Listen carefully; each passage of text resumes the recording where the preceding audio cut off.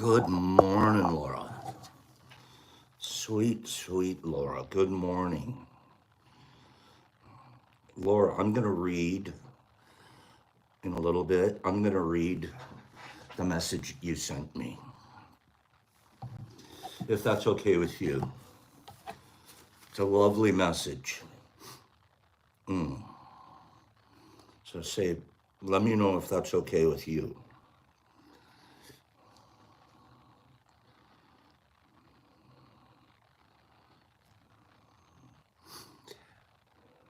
Thank you, dear.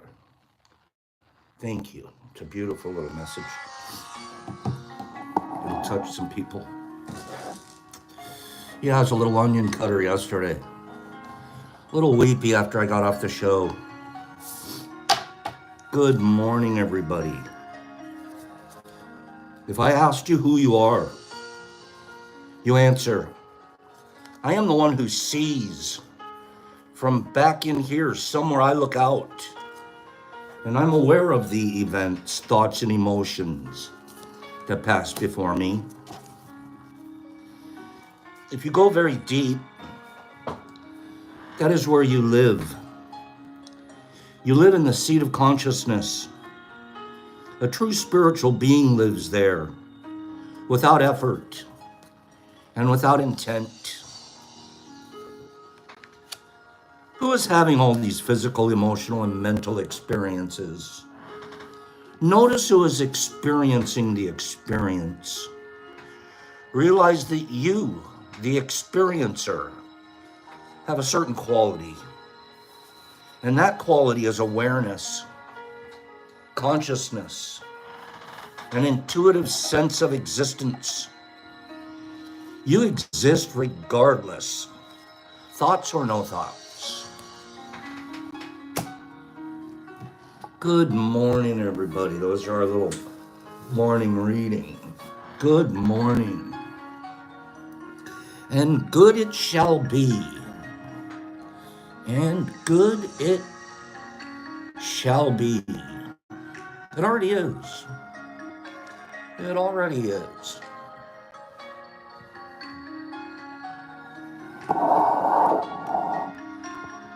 Doop, boop, boop. A little bit of action there. Little chocolate caps. Good morning, everybody. A little bit of chocolate cap action. Penis envy. Who came up with that one? Why'd they have to do that one? I'm embarrassed when I say the word penis. Get over it, Pops. Yeah, it does sort of sue, doesn't it? I get a little embarrassed when I say the word penis out loud. Yeah, HB, that makes sense. That would be the guy. Good morning.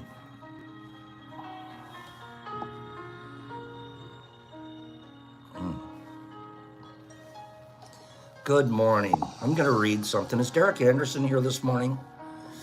Good morning, Sandy. Have you guys hit the like button? Have you guys hit the like button? Double tap your screen. Half of you have and half of you haven't. 36 to 18. What do you think? Think we could increase the 18 number?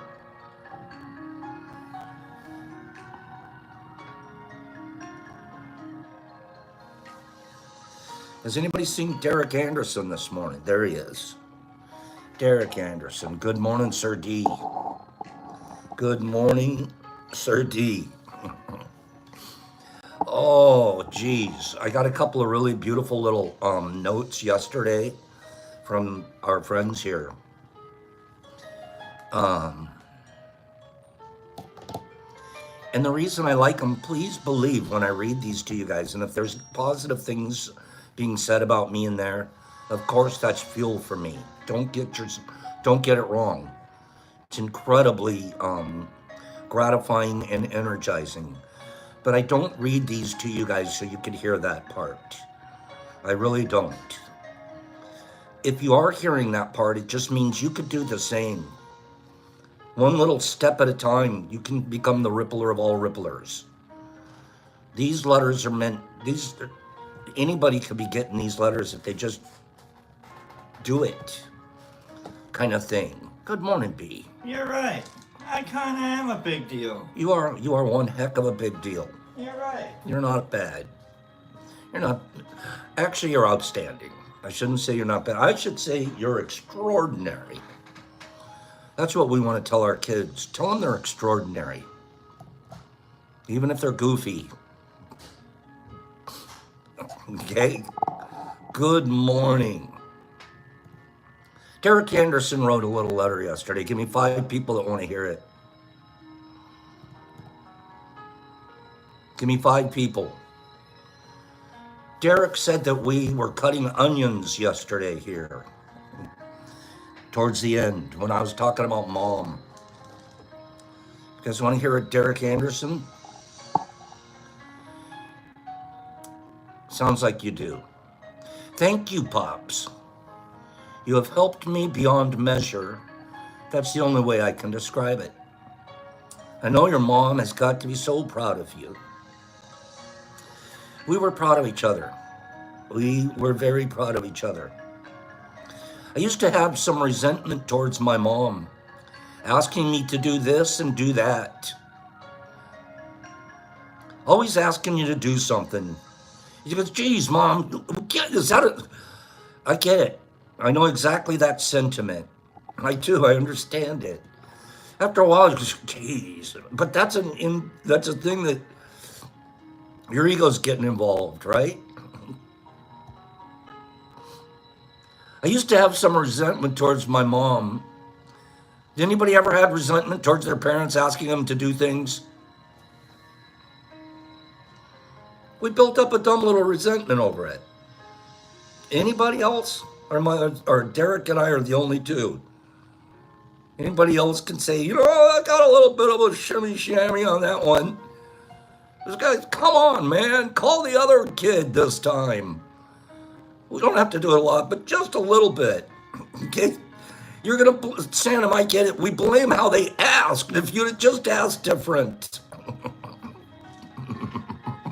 I get that one. Could you just ask different? It was easy. It's easy to... Derek, that's so honest of you. I'm not kidding. That's why I read this. His honesty is outstanding. Okay? I used to have, and maybe it's not a mom or a dad, maybe it's a brother. That brother, not him again. Okay? I used to have some resentment towards my mom asking me to do this and that. But when I asked for something, it always seemed to be a bother. Derek, I get it. But then, he says, however, every time I get sick or I go to the hospital, my mom is there 100%. Now she's stage 4 cancer. And I'm begging the universe and praying for 10 more years. You helped mold me from a kid with resentment to helping without question. I know 10 years is a long shot, but even 10 more months would be amazing. All those resentments that we spent, all that time we spent doing that. If they'd have just asked different, right now you would die to do a favor for them. I'll do anything for you.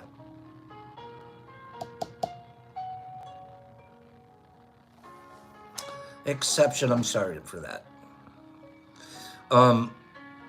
Derek, I love you. Thank you for that letter. I bet you Derek didn't resent his mom yesterday for a few minutes.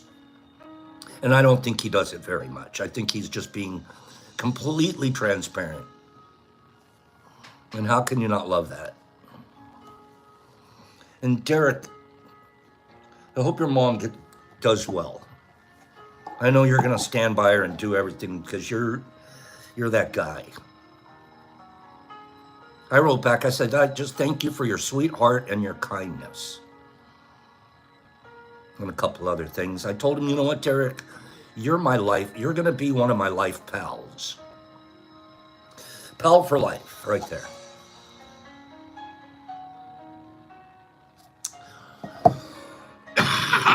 Laura Devine. Laura Devine. She wrote me a letter. Not a letter, but a DM on my IG. Inspiring, of course. And if he isn't he a great guy? Derek has found a home here. He didn't have, I'm going to tell you guys the truth. He felt odd and out of place in other places. He landed in this crew, and he's given as much love as he's received.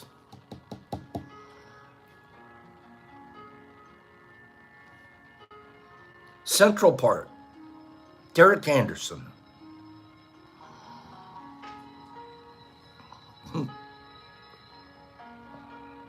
Laura Devine wrote to me, Jesus Christ, where's your loving? You're a loving guy too. I gotta be honest with you. You're funny as can be. Okay, Misfits. I was thinking the same thing yesterday, Niffy. I was like, how did we find a home for a bunch of goofballs that are really intelligent, sweet, kind people that are looking to be better? Pops, this is from Laura Devine. Pops, you have done it again. I'm like, uh-oh, what did I do this time? My father's best friend passed yesterday. He was like a father to me. Neighbors, and grew up with his kids and vacations.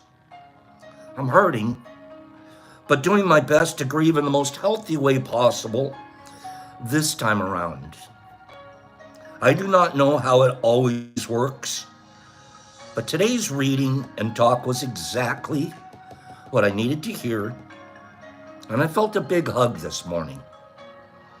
I'm so grateful for you and our T family. She had a place to go the next morning, yesterday morning, this morning. She had a place to go. She could just be okay with the walk through the grief. And she said she wants to do it healthy this time. What a good girl. Laura, you're working the program. You're working a program over there. You're incredibly divine. I love you. From the moment I met her. If you guys see her in person, she has the prettiest eyes you've ever seen. Captivating. But don't ask her to sleep in your house. Don't give her a guest room or anything like that. Whatever you do, she's gonna sleep in the car. She's gonna sleep in the traveling Subaru. Am I right? Don't ask her in. I mean, she'll visit, but she's not sleeping in the house, okay? Just isn't happening. She has scared off more bears from the inside of her car. She'll sleep in your driveway.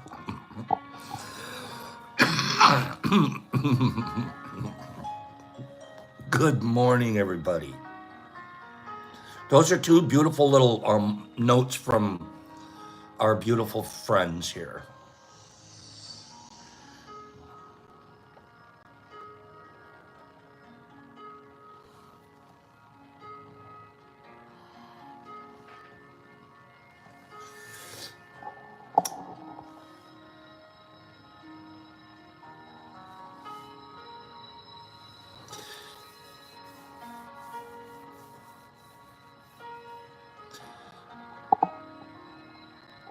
So, here we go.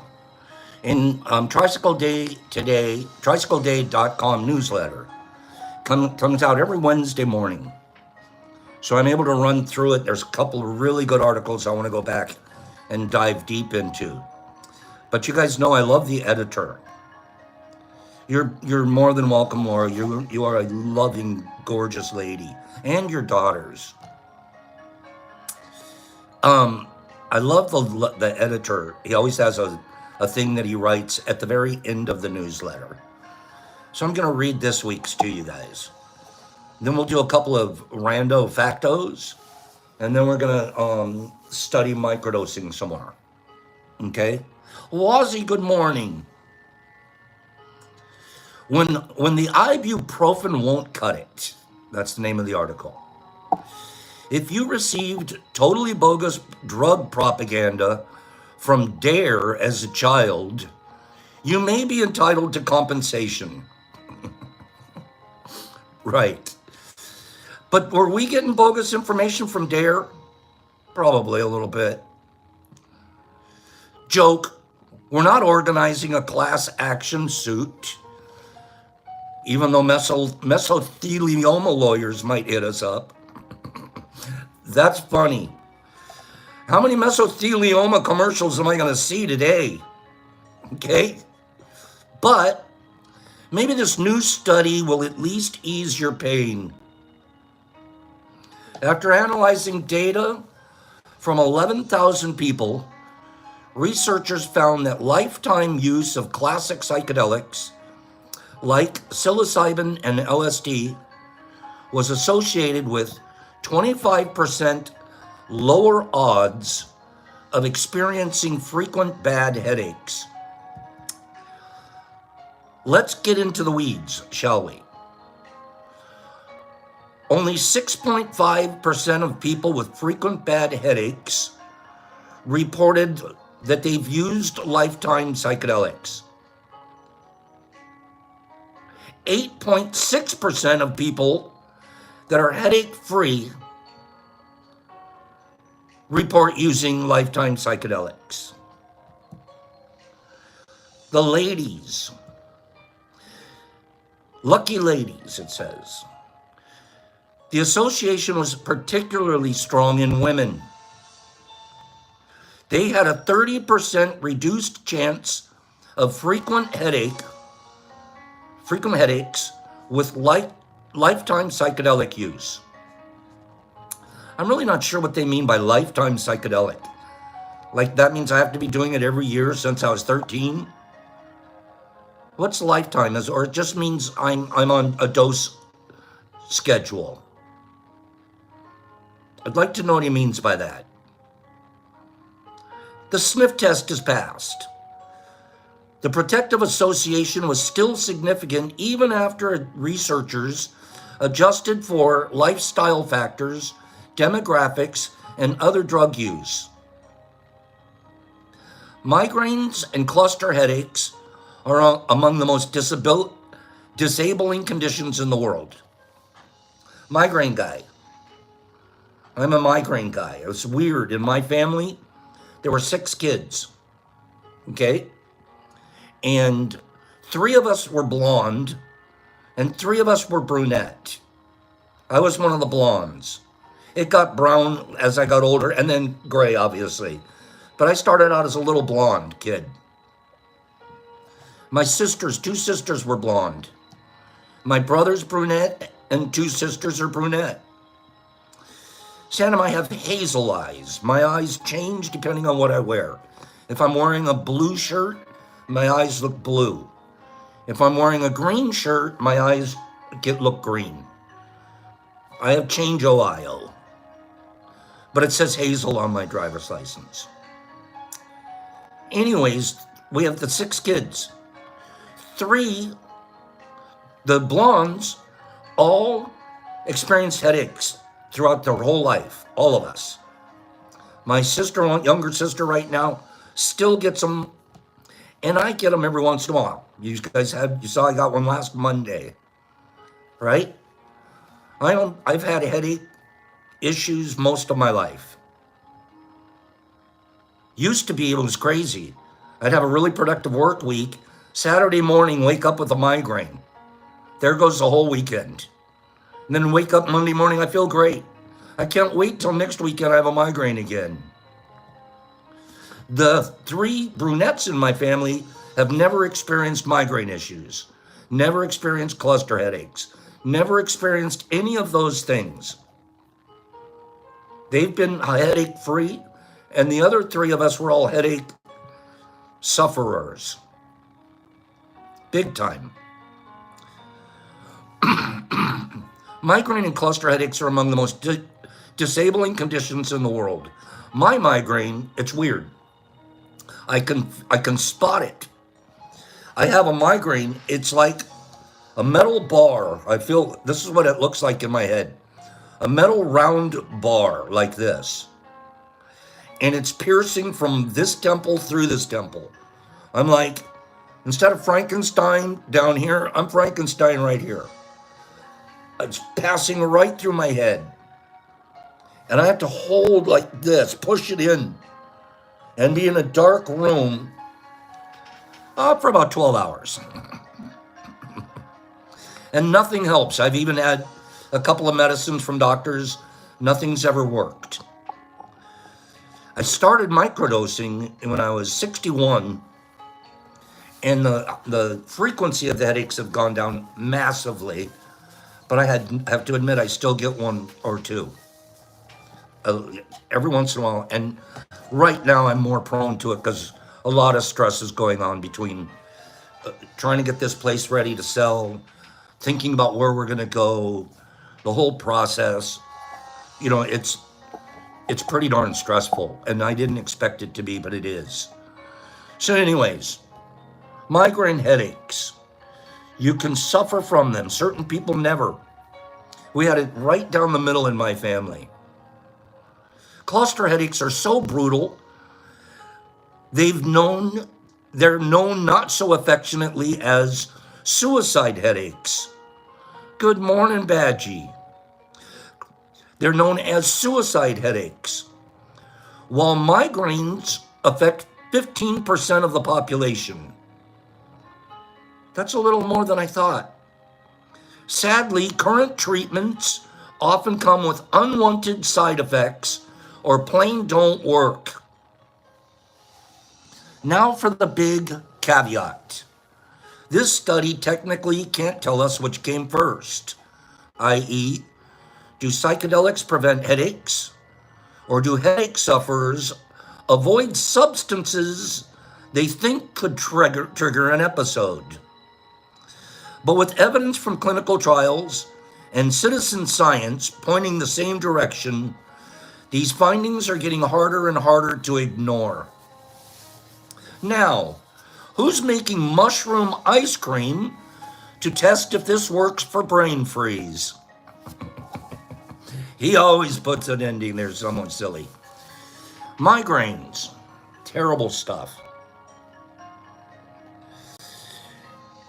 We're starting to find out a lot more about it. And I sure could use a little, you too, Christian? You too. We've got to take care of ourselves. Lifetime use, psychedelic user. What does that mean? I might write that guy a little note and ask him, what do you mean exactly by, not in a challenging way, but just help me understand. A couple of rando factos? Give me 5 people that want to go rando. Give me 5 people that want to go rando facto. We're going to do a couple of randos. Okay? Carnivorous. Yesterday, at the very end of the show yesterday, I didn't get a chance to reply. I was just pushing the button when I was reading it. And he said, hey, Pops, could we do a question and answer show? Who wants to do that? Maybe Thursday or Friday. We'll spend 20 minutes Q&A. You can ask anything you want. You may not get an answer, but you can ask anything you want. We've tried it once recently. We tried that and nobody had any questions. We were all like, But do you guys think, I'll do about 20-minute question and answer on Friday. Okay? And if I don't have answers or whatever, you guys can all have answers here. Question and answer back and forth. Okay? Hey, HP, that's really funny. It's cute. I read. I just read. And I play Jeopardy. Rando facto. There is an algae that tastes like bacon. I love bacon. I haven't had bacon in quite some time because I thought I think I'm clogging arteries, so I really backed off on my bacon consumption, sincerely. But I love bacon, and it's so not good for me. There's an algae that tastes like bacon, which when fried has nearly twice the nutritional value as kale. I love kale. You know what my favorite kale is? I'll tell you, Olive Garden, in that soup, that Tuscan soup or whatever it is. It's like a potato soup with little crumbles of sausage and kale. Oh, oh. That's, yeah. We're gonna have to do a drive-by and just get a quart of that stuff. It's nearly twice the nutritional value as kale. The algae was developed by scientists at Oregon State University. They didn't give me the name of it. Okay, Laura, don't you love that soup? I'm glad somebody else agrees. I love that soup. Miss Rose and I used to get it to go all the time. We'd get a whole tub of it. And you put it in the refrigerator and you could heat it up for the next day or two. Loved that stuff. Love soup, period. Soup is really good. I like soup. The more I've gotten, I like soup more now than ever before. I used to have to eat red meat. I'm getting so far away from red meat, except for Brock has made the last couple of days. He's made some of the best sliders. I'm not even joking. I can't even tell you how, because he's cooking them over an open fire and whatever seasonings he's done. My goodness. Oh, slide me another. Niffer, I agree. Soup is comforting. You feel like you're getting better whenever you eat soup. Okay? I think that's true, Herbie. Banana plants are not actual trees. I think I've heard this one before. Banana plants are not actual trees. They are herbs or hibiscus plants. Their trunks aren't made of any woody material. Instead, they consist of tightened leaves. What a weird plant. What a weird plant. Banana.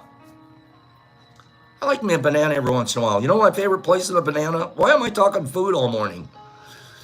I like slicing up very thin banana and putting on my Cheerio cereal. Cheerios. Brian, basically the trunk is a joint, I think. Tightly wound leaves. Okay? The fruit is actually a flower. I want to slice up a banana and put it on my cereal.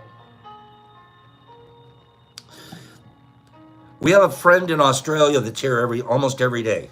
We love him. His name's Jesus Christ. In Australia. We haven't been taking bong loads with him lately. We kind of cut back on the old bonging in public situation. Just because. But he's in Australia. He is a great guy. He's funny. But every time I read something weird about Australia, or not weird, but just a rando facto about Australia, of course he comes to mind. As a matter of fact, I can picture him in this situation. Australians grow poppies in farms, and it supplies, wait for this, the Australian poppies that are grown on the farms in Australia, legal opium used around the world to manufacture morphine and other painkillers. It's coming, the legal opium is coming from Australia, not Afghanistan, Pakistan. What the heck are you guys doing over there, Jesus? Poppy farmers, wait till you hear this one. I never knew this either. Those guys are like popping it up. Poppy farmers have a hard time keeping out the wallabies, which love to eat the poppies. The wallabies are opium addicts. Okay? When they find a farm, they're never leaving.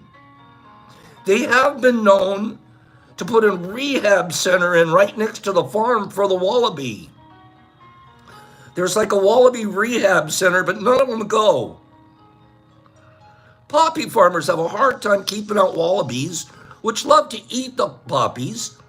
Then they get high and they run around in circles.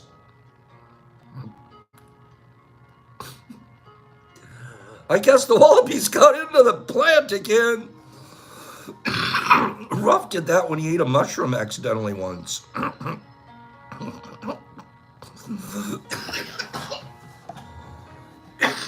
I was bagging, excuse me. I was bagging some stuff up, and I didn't realize I must have dropped something. Yeah, I'm at the old clinic for the wallabies. I must have dropped something, and 20 minutes later, Ruff is bouncing off of the walls. I'm not kidding you. It was like, I have never seen a more active animal in my, it was a wallaby. Okay, he went wallaby on me. And it was like, I was so worried because I really don't know, I couldn't have dropped very much. Maybe a nug, just something small. Remember that, you guys? Oh my God, that kid. And eyes like this big. I was like, you know what? These things work on dogs. And I had to like really give it a thought. Do I take him to the vet? If I take him to the vet, I got to tell the vet. Yeah, you guys remember that? Ruffy was a wallaby that day. Okay? Oh, gosh. It was crazy. Okay? Was it Thrasher Nerdy? I don't remember. It was probably Thrasher. We were doing a lot of thrashing back then. Jesus Christ, what's going on in Australia? Okay, I'm going to do a couple more random factos. Are you guys good today? How are we doing? Are you guys good today? There's another rando facto. Around Christmas time, some cities, where'd the city managers decide this? There has to be like a whole committee meeting, and they all have to get together and they have to have a vote. It has to be like majority rules. We're doing it. We're gonna do it, okay? What are we gonna do?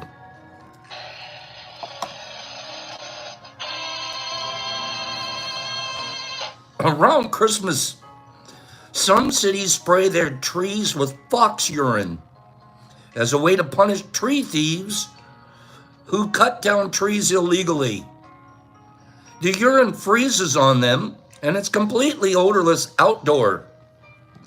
But when you bring it indoor, it'll stink up your whole house.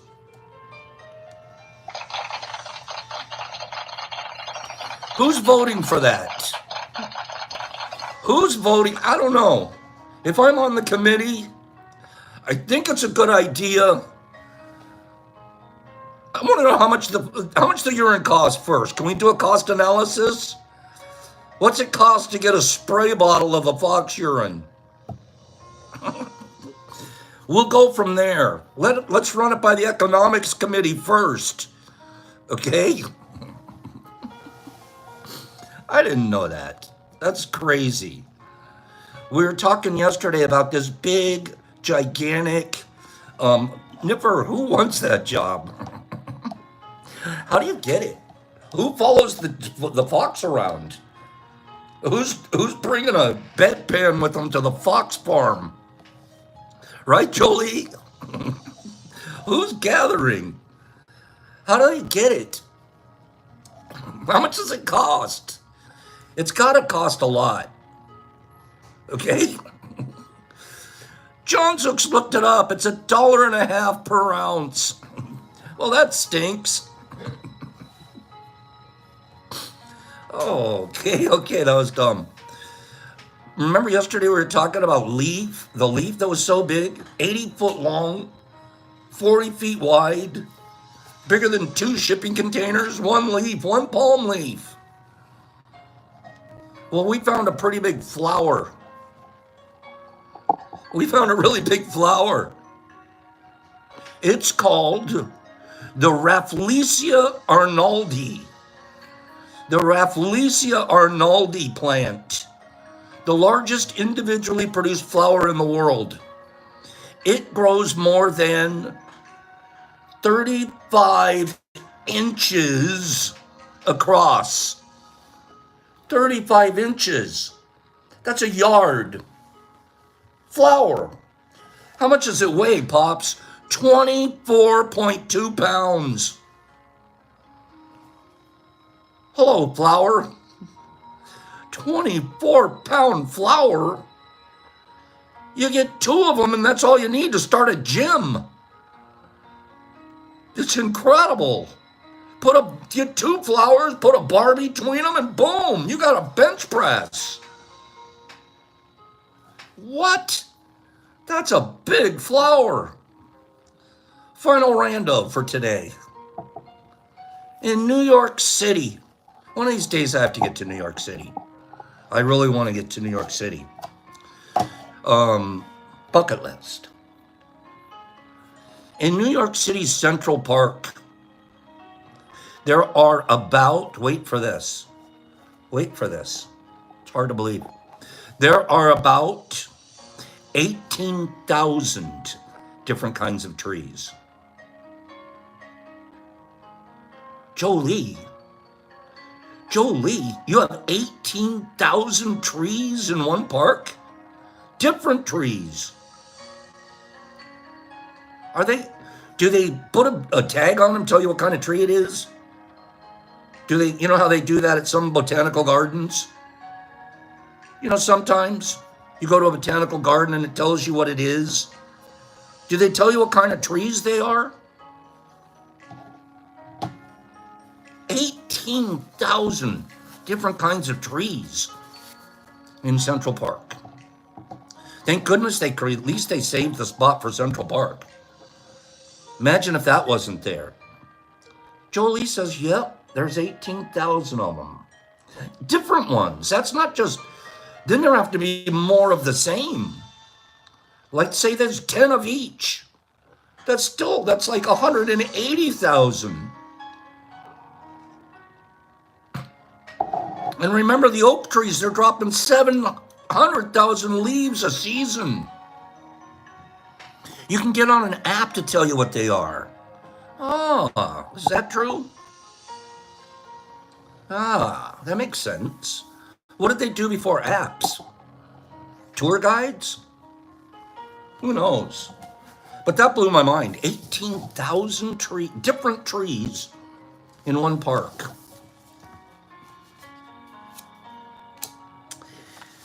Let's get back to the book, Microdosing.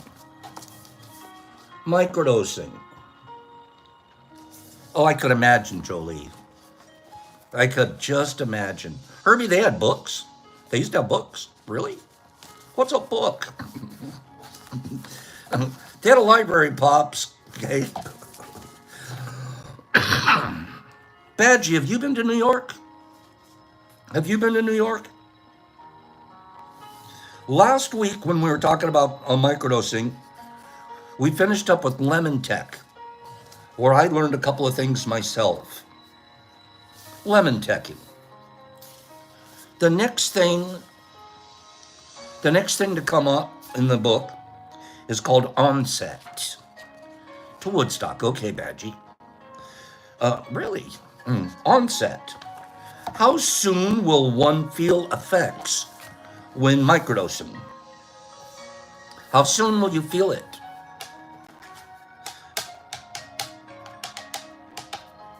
What does feel it even mean when you microdose? I don't always feel it, but I'll tell you what, I come away from a dose, a single 200 milligram dose. You know what happens to me? I get more emotional. I get more, not cry, but I just feel more.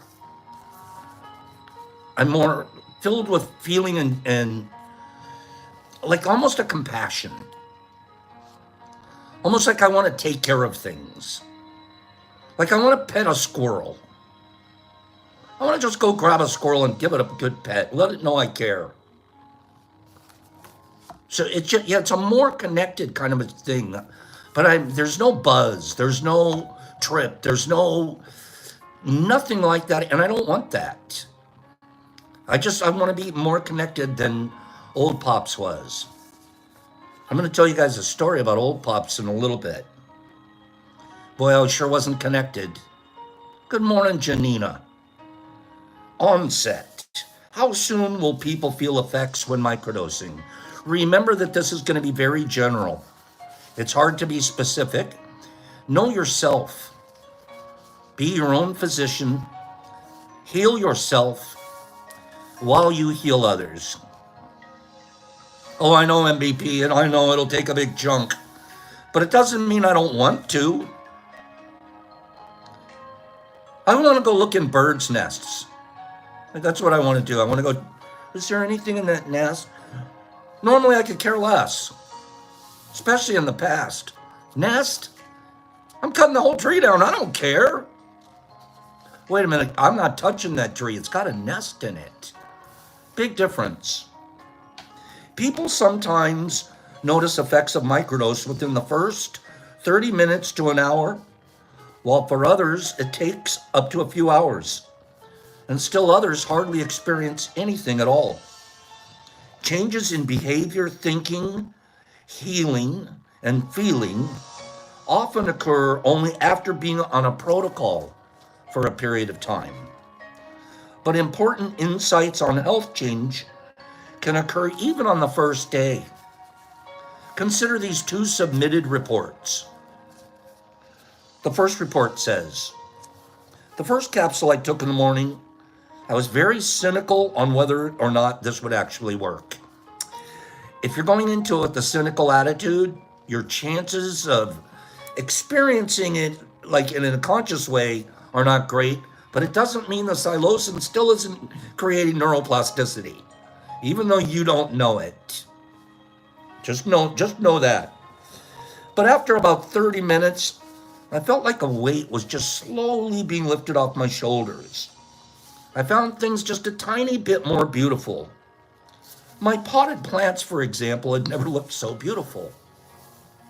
And I suddenly felt the urge to water them and make sure they were okay. Also, the first day, things were really gorgeous. Not trippy, just prettier. I even saw a sort of rainbow-colored cloud for a second, but these visual effects didn't really continue after the first capsule. It was just on the first. That was report number 1 that we were given to read.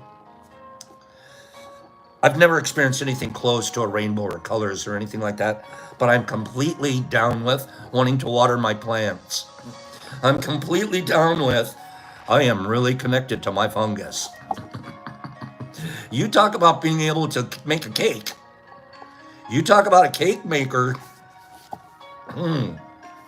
I tried my first microdose today, about 6 hours ago, and I thought my initial experience would help others. I've been on and off antidepressants for 20 years. I took about a half a gram of psilocybe mexicana. What I'm really aware of it is that there have been no chains of obsessive unwanted thoughts or thoughts that led to a downward spiral of negative thinking. That was after his first dose. I'm sure he's going to have other reports. Dosage ranges for different substances. What are appropriate and recommended doses? What are? Some of you guys are like, really can take large situations. Popsy, I have about a 1 gram tolerance. After that, I'm like, I went too far. That's me. I'm like, I'm gonna just sit on the couch. I'm gonna surf the couch for a little bit. and then it's not the same. Now, when it works, I gotta be honest, and I'm not trying to promote anything, but mush fests. Mush fests. If I'm around a bunch of you guys and we're all just doing a little bit of something and I'm still being responsible, I've never had more fun. Laughter from the deepest part of me. Laughter and love and never a conflict. Never a disagreement moment. And that's just, making sure I never go too far with it, period. How did the recommended dose levels arise? HP, that's good. Just, you're like a kid. And everybody around you, you know what? We're not here to judge each other. We're here to love each other. It's a beautiful thing.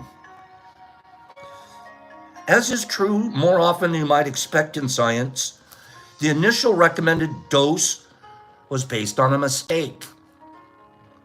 In 2010, during lunch in a Greek restaurant in Santa Cruz, California, Robert Forte told Jim that Albert Hoffman had taken very low doses, which he felt were very beneficial.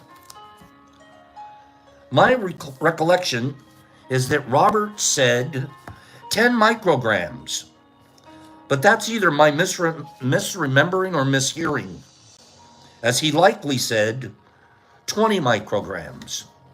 I found this out later talking to Hoffman's biographer and several of his close personal friends. The reality is that 20 micrograms of LSD is typically way too much for microdosing. At this level, psychedelic effects become noticeable and some intoxication is possible. Had 20 micrograms been the initial instruction given to Jim's early self-reporters, modern microdosing may not have happened, but it would still have unfolded later on, just differently. What evolved from the first round of reports was that approximately a 10th to a 20th of a recreational dose produced positive effects, but none of the signature changes in consciousness or perception associated with the full dose of a classic psychedelic. I just told you guys what worked for me. 1 gram's almost my maxi mean. 20% of that, 200 milligram, that's a good microdose for this patient. About 10 to 20% of your trip level dose. These days, most people find the correct dose range is a little higher or a little lower than 10 micrograms of LSD and between 1 and 3/10 of a gram of psilocybin, and an accordingly small dose level for other substances that are being microdosed. I fall right in the range.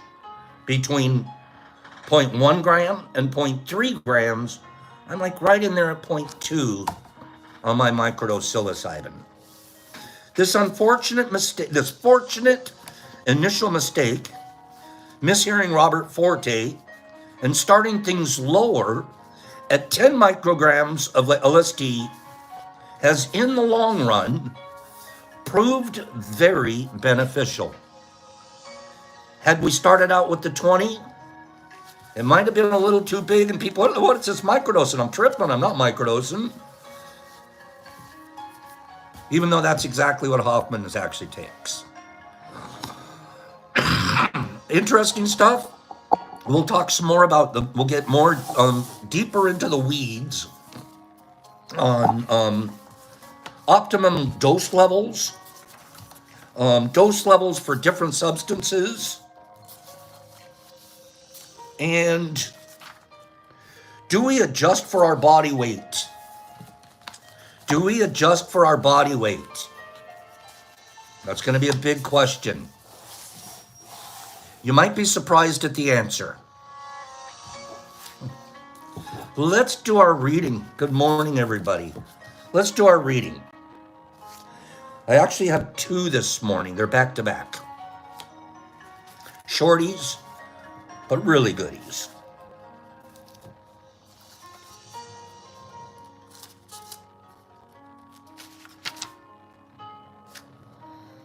The unspoiled clearing. The unspoiled clearing. I am too alone in the world and not alone enough to make every moment holy. Rainier Maria Rilke said that. It seems there are two basic ways to feel the fullness of life, and both arise from the authenticity of our relationships. One is from our love of life, and one is from our love of each other. Often in our solitude, we can discover the miracles of life if we take the time and the risk to be alone until the glow of life presents itself. This is my fishing time. There might be somebody else in the boat, but I'm not really paying attention. I'm really dialed in. And it doesn't really, I love catching the fish, but that's really not what, I'm out in nature and I'm dialed and I'm focused. And all of the world's stuff isn't there. And it's amazing that I can find myself there every time I choose to. I can do it. Like I can literally put my brain in a place where it's so dialed and so focused that it's virtually a state of meditation. It even says it right here. This is the reward of all meditation. It's like taking the path of our aloneness deep enough through the woods so we can reach that unspoiled clearing. And I like that. If we take that path deep enough into the woods, we'll reach our unspoiled clearing. We can also reach that unspoiled clearing by taking the time and risk to be thoroughly with each other. This is the reward of love. Tea Crew is an unspoiled clearing. Our most frequent obstacles to experiencing the fullness of life, which we've all suffered many times, is the hesitancy that keeps us from being either fully alone with life or fully alone with each other. Being halfway anywhere is the true beginning of loneliness. Being halfway anywhere is the beginning of loneliness.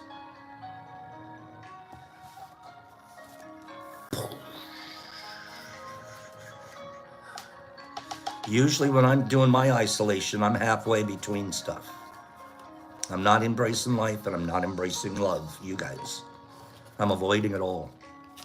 And all of a sudden, boop, here it comes. Second reading for today. Being a pilgrim. To journey without being changed is to be a nomad. To change without journeying is to be a chameleon. To journey and be transformed by the journey is to be a pilgrim. Which are we? Are we nomads, chameleons, or pilgrims? Wandering around aimlessly? Changing with every whim, every gossip, every ego? Or are we pilgrims? We all start out as pilgrims, wanting to journey and hoping to be transformed by that journey. But just as it is impossible when listening to an orchestra to hear the whole of the symphony for very long before we're drawn to hear only the piano or only the violin, in just this way our attention to life slips And we experience people and places without being affected by their wholeness. We're only experiencing a part of them, the part that we're choosing to focus on. We forget that they're a oneness, that they're the rarest creature ever. The chances of them even being here, we lose that focus, we slip. And sometimes feeling isolated and unsure, we change. Changelings. That's a chameleon. Or we hide. A hypocrite. We hide what lives within in order to please others. The value of this insight is not to use it to judge or berate ourselves, but to help one another see that integrity is an unending process of letting our inner experience and our outer experience complete each other, in spite of our very human lapses. Your inner experiences, joined together with your outer experiences, despite our flaws, will complete us. I understand these things so well because I violate them so often. Yet I, as you, consider myself a pilgrim of the deepest kind. I do. I hadn't been a pilgrim until I turned 61. And I'm now on a journey. Sometimes I miss the fork, and sometimes I go off the rail. But this is a deep forest journey. I understand this because I have violated these things. I consider myself a pilgrim of the deepest kind, journeying beyond one creed, one tradition. 3 minutes on this. I knew I was going to mention this when I read Creed. I was reading this to myself this morning. I was 30 years old. I don't tell you guys all of this stuff, and I'm going to keep it vague. But I was 30 years old. I got out of a rehab.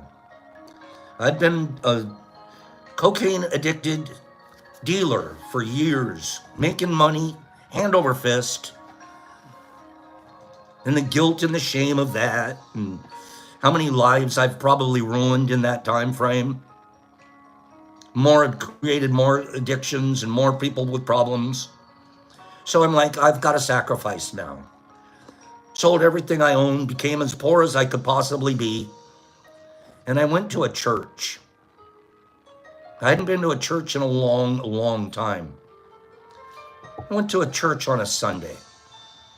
And that Sunday at that church, I got a voice, the old typical voice of. It said, "This is what you're supposed to be doing.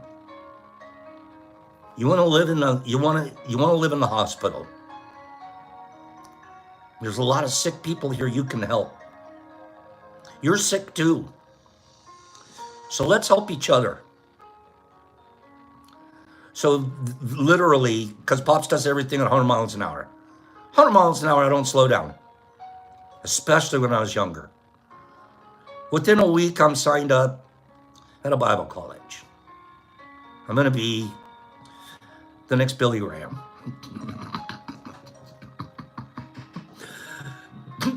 Look out, here comes Billy. Okay? Your ego's so crazy, you know that? Ego's so trippy. Because at 1 minute, you're trying to be, trying to help people. By the same time, you want to be the big shot. It's like, well, what the heck? I spent the next 20 years of my life, 30 to 50, in some form of fundamental religion, being the guy on the soapbox at first down at Venice Beach. Literally, I was that guy. Venice Beach. I'd bring a soapbox and stand there on the soapbox and tell everybody in the crowd that they're going to hell. Fire and brimstone. I'm like, I'm out there. But wait a minute. Weren't you selling us drugs last week, bro? Wait. You're my dealer, okay? Yep. So I felt the calling, okay? I felt the calling that I had to get a soap, literally like a wooden crate, okay? And you're up there, and you're pointing at people in the crowd, and you're telling them, you're going to hell, and you're going to hell, and I'm not. If you join the good guys, the whole spiel, the whole sales program, okay? And I'm like, hey, I'm pretty good at this. Anyways, worked my way into a church and worked there, blah, blah, blah. The whole point I'm making here is, and I'm keeping it vague, but, oh, nerdy, you're selling them a bunch of goods. And that's what I figured when I'm like in my early 40s, major crisis of faith. I don't even believe this crap anymore. This business, I don't believe it. But it's a business. I'm making a couple of bucks. And my ego's in here. And I'm married and I've taken vows. And now I'm an example, but I'm not really because they don't know me for real. So I got the whole thing from like for the next 4 or 5 years, total crisis of faith. I don't believe this, but I'm going to still stand up here and preach this stuff. Altar calls, grow the thing. In the midst of all of this, I'm going to keep growing it instead of figuring out a way to bow out silently. The whole point is, for 20 years, I spent dividing people. Before that, I'd spent 8 years poisoning people. Okay? Then I spent the next 20 years dividing people, judging people, telling them that they're wrong. There's only one way. This is the way. You're wrong, I'm right. Closing the circle up. Doing the exact opposite of what the guy I was preaching about would have done. He didn't do that. He didn't like guys like me. 50 years old, I finally had the cojones to like bail out and just process and get back to work on the stuff that on businesses and stuff. And then for another few years, Mom. My whole point is creed. For me, creed was the most divisive thing I've ever done in my life.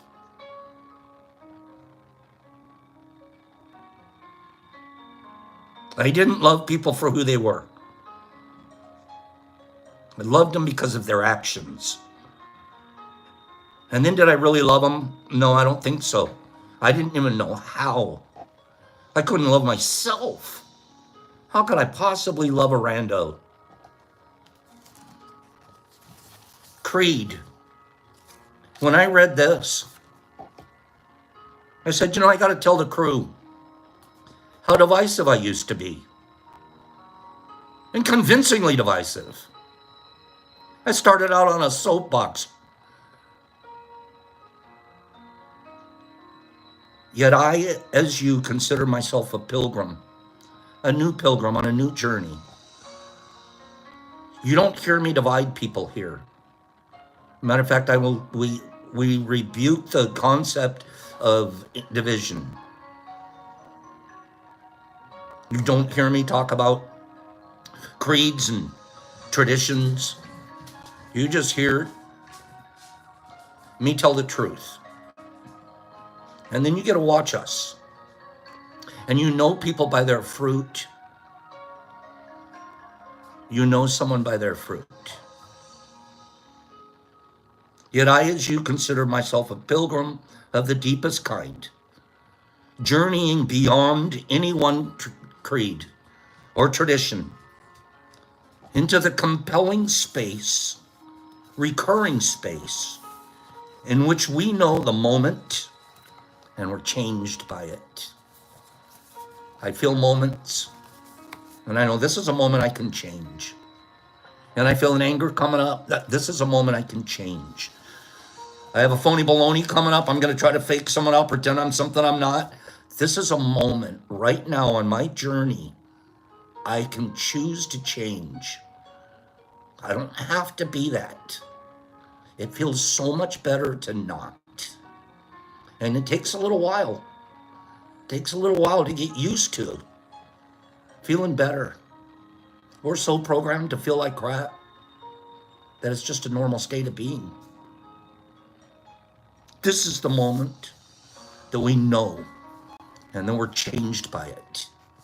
Mysteriously, as elusive as it is this moment, where the eye is what it sees, where the heart is what it feels, this moment shows us that what is real is sacred. Don't judge. Don't divide. What a difference. I used to not even want to look in the mirror because I didn't like that guy. Not that I look in the mirror now because, I like him, but you know, I can handle it. I can handle the reflection. I don't need to drink or drug to make that reflection go away anymore.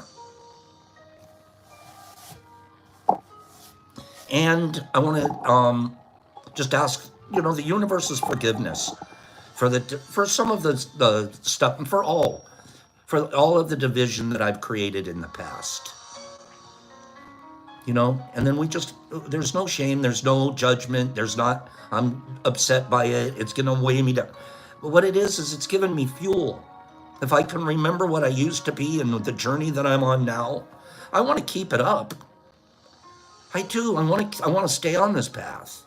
This is a good path. So, let's practice. Let's practice. Have a great day, you guys. I'll see you here tomorrow. Same time, same Mush channel. And we're gonna practice kindness.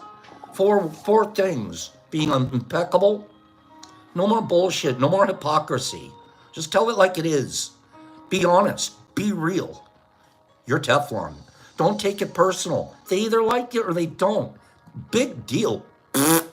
What matters is, are you on the journey?